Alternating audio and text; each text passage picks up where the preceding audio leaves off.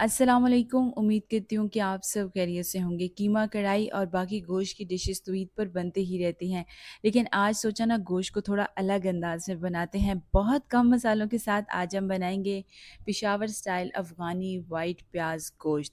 यकीन करें बहुत सादा सी रेसिपी है, लेकिन जायके में ना बहुत ज़बरदस्त है, क्योंकि हम इसको ना बहुत कम मसालों में बनाएंगे। पिशावर साइड पे ना इस तरह की सादा और खुशबूदार डिशेस बहुत ज़्यादा शौक से बनाई जाती हैं और लोग बहुत पसंद करते हैं। तो आज आपके साथ ना यही रेसिपी घरेलू अंदाज में शेयर करूंगी, ताकि आप भी ना आसानी से अपने किचन में बना सकें। तो फिर चलें देख लेते हैं आज की मज़ेदार सी अफ़गानी वाइट प्याज गोश्त की रेसिपी। बिस्मिल्लाहिर्रहमानिर्रहीम। सबसे पहले मैंने एक कढ़ाई ली है और उसमें डाला है 1.5 किलो गाय का गोश्त। अब आप देख सकते हैं कि एक बोटी मैंने बहुत ज़्यादा छोटी भी नहीं रखी और बहुत बड़ी भी नहीं, मीडियम साइज़ की बोटी है। और आप देखें कि हड्डी के साथ ना ये चर्बी भी लगी हुई है, तो इस गोश्त में अगर चर्बी का इस्तेमाल किया जाए तो वो भी अच्छा है। और इसके लिए आप रान या फिर शोल्डर का गोश्त इस्तेमाल करेंगे तो बहुत मज़े का फ्लेवर आएगा। अब यहाँ पर ना हम इसमें डाल देते हैं तकरीबन हाफ़ कप कुकिंग ऑयल। अब मैंने चर्बी का भी इस्तेमाल किया है ना, इसलिए हम कुकिंग ऑयल कम इस्तेमाल करेंगे। एक मीडियम साइज़ का प्याज लिया है और प्याज को ना बिल्कुल बारीक लच्छे में कट करके इसमें शामिल करेंगे।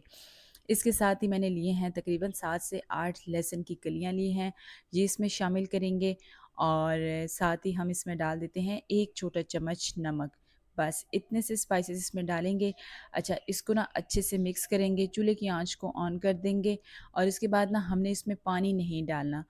इसमें जो हमने गोश्त डाला है और प्याज डाला है ना, वही अपना पानी छोड़ेगा और उसी पानी के अंदर ना गोश्त को हमने पकाना है। तो यहाँ पर तकरीबन 40 से 45 मिनट हम इसको पकाएंगे और बीच-बीच में ना चम्मच भी चलाते रहेंगे। मैं आपको आगे चल के दिखाती भी हूँ कि गोश्त और प्याज ने कितना पानी छोड़ा है, हमें पानी डालने की इसमें ज़रूरत ही नहीं है। अब इसको कवर करेंगे तकरीबन 40 से 45 मिनट के लिए बिल्कुल मीडियम आँच पर। अब हमने इसमें जो प्याज डाले हैं गोश्त ना, वो अपना पानी छोड़ेंगे और उसी के अंदर हमने गोश्त को ना बिल्कुल मीडियम आँच पर पकाना है।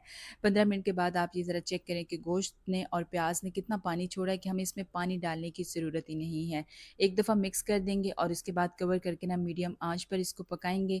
और ये जो रेसिपी है ना, इसकी ख़ास बात यही है कि इसको बहुत कम मसालों में बनाया जाता है और जो गोश्त का ओरिजिनल फ्लेवर होता है ना, वो निकल कर आता है। तो उसके लिए हम इसको बिल्कुल मीडियम आँच पर पकाएँगे। और ये देखें 40 से 45 मिनट में ना वो पानी भी खुश्क हो गया है। एक दफ़ा इसको अच्छे से मिक्स करेंगे।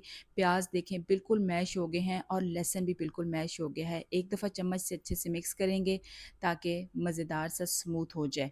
अब इसमें डालेंगे ना तकरीबन हाफ़ कप दही।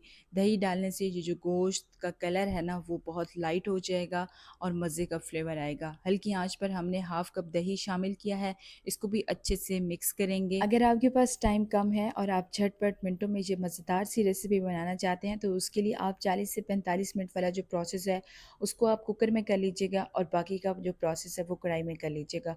गोश्त आप अपने हिसाब से देख लीजिएगा, छोटा है तो कम टाइम रखिएगा, बड़ा गोश्त है तो थोड़ा सा ज़्यादा टाइम रख कर ना गोश्त को आपने तकरीबन 70 टू 80% तक कुक कर लेना है। अब हमने दही को भी मिक्स कर लिया है, अब इसको कवर करके रखेंगे ताकि इसने जो पानी छोड़ा है वो सारा खुश्क हो जाए और इसमें जो ऑयल था ना वो सेपरेट हो जाए। अब हमने इस रेसिपी में किसी भी मसाले का इस्तेमाल नहीं किया सवाए नमक के। तो नमक और जो गोश्त का अपना फ्लेवर है ना, वो जब इस रेसिपी में आएगा ना, बहुत ही कमाल का होगा। अब हमने इसको थोड़ा सा पतला करना है, तो उसके लिए मैं इसमें डालूंगी 1 कप गर्म पानी, ताकि डालते ही उसमें जोश आना स्टार्ट हो जाए। और दूसरा ये है कि ठंडा पानी डालने से गोश्त सख्त ना हो जाए। तो बस हमने इसमें गर्म पानी डाला है, अच्छे से इसको मिक्स करेंगे और उसके बाद ना इसको ढककर तकरीबन 30 मिनट तक ना बिल्कुल दम वाली आंच पर पकाएंगे। और जो लोग ना कम मसालों के साथ खाना पसंद करते हैं, उनके लिए तो बहुत लाजवाब रेसिपी है। स्पाइसेस में हमने सिर्फ नमक का इस्तेमाल किया है और इस रेसिपी में ना सिर्फ नमक और गोश्त का फ्लेवर होगा। और यकीन करें बहुत सादा, लेकिन जायके में बहुत लाजवाब होगी। तो यहाँ पर 30 मिनट हो गए हैं, आप देखें कि इसमें जो ऑयल था ना वो भी सेपरेट हो गया है। अब सिर्फ गार्निश के लिए ना हम इसके ऊपर डालेंगे 3 से 4 अदद हरी मिर्चें हैं, इससे बहुत मज़े की खुशबू भी आएगी। और जूलियन कट इसमें अदरक डालेंगे। उसके बाद ना इसको कवर करके तकरीबन 3 से 4 मिनट रखेंगे ताकि इन दोनों चीज़ों का भी मज़ेदार सा फ्लेवर आ जाए।